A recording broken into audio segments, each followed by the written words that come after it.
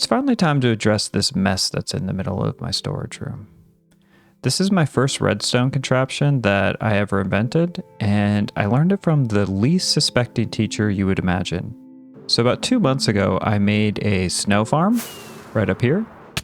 I can't remember the exact tutorial I followed, but I'm pretty sure it's pretty standard, so I think any video would do. This snow golem turns the stone that it's on into snow, and then underneath it is some hoppers that feed into this chest. So when you hold your mouse right here, you're breaking them and they just keep turning back into snow, and everything falls down there. It gets collected in this chest. Right there, I was using a shovel without silk touch, so these snow layers get turned into snow balls. If you do it with a shovel with silk touch, you just get all of the snow layers themselves. So I would kind of switch back and forth. If I wanted snow layers, do it with silk touch.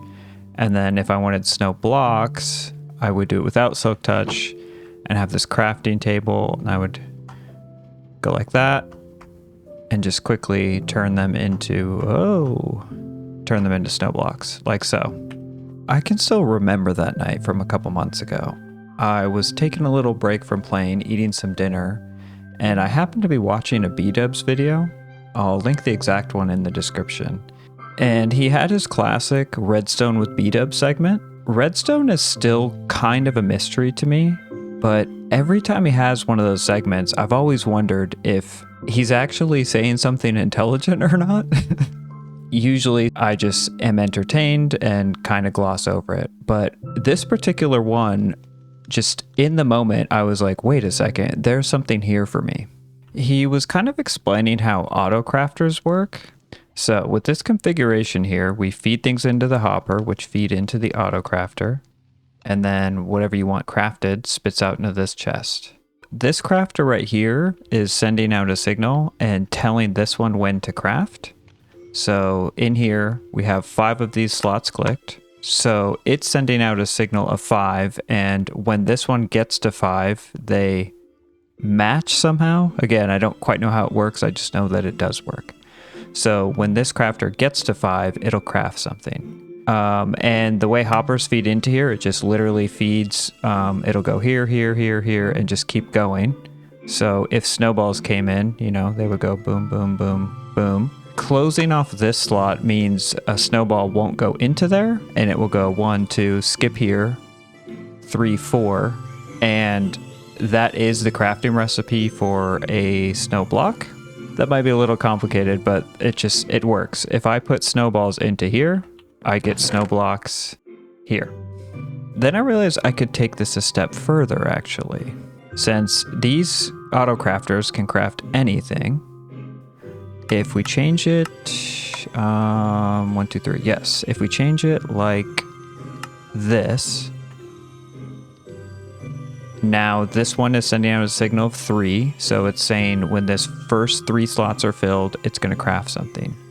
And the crafting recipe for snow layers is 3 snow blocks, like so.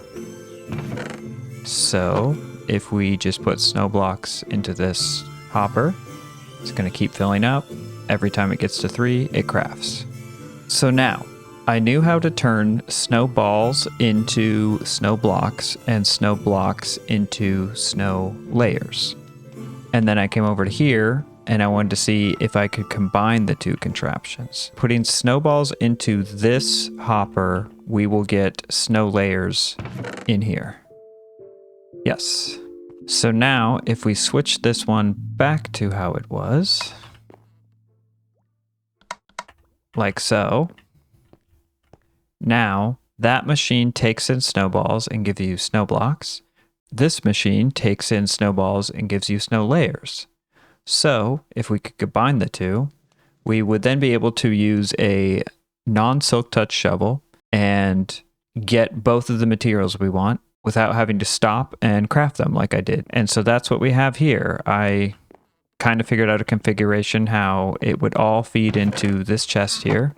This is the one that turns snowballs just into snow blocks, and it feeds into here. And then the other half goes this way and goes through the extra step from snowballs to snow blocks, back into snow layers and gets fed into here. In theory, I actually never tested it. I'm at the point here where I just have to put the pumpkin on and start this farm and test it to see if it works. And this has been sitting here like this for, like I said, about 2 months. And I have just been procrastinating. So do we have a pumpkin handy? I think it has to be a carved pumpkin. So let's try this thing out.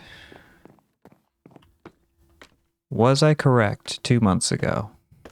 The moment of truth. Oh, hello, sir. Can you go in the cage? Perfect, perfect.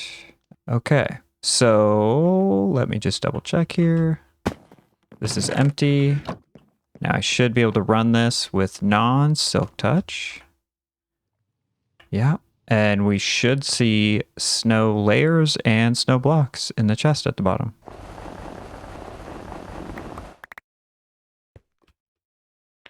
Moment of truth. I see snow layers. Oh. Oh, I believe it was just clogged from when I broke that. Hold on, I want to clear it and double check.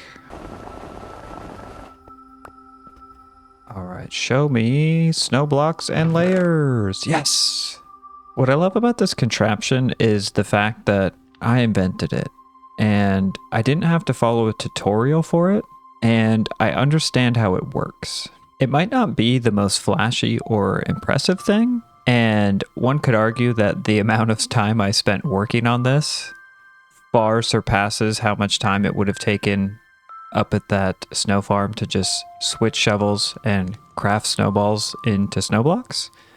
I'm not above following tutorials and just blindly using a contraption somebody made to do a task for me, but I really would like in the long run to get to the point where I really do understand how redstone works and kind of have it become like a tool in my tool belt that I can just apply to different problems that I have.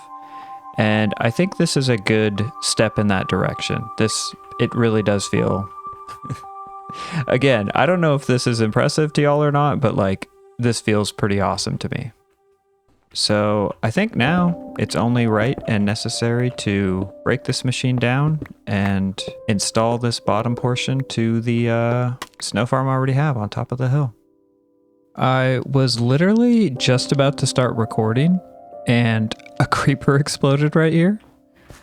I got extremely lucky and nothing was damaged, so this thing still works. I ended up having to pretty much redo the entire thing. Just adding this mess to the bottom didn't quite work, so I redid it all. I'm gonna clean up this mess real quick, and then the last thing is I noticed while walking into here, it's a little bit weird to see a beach off in the background. So I think I'm just gonna throw a few more trees in here as I close out today's episode.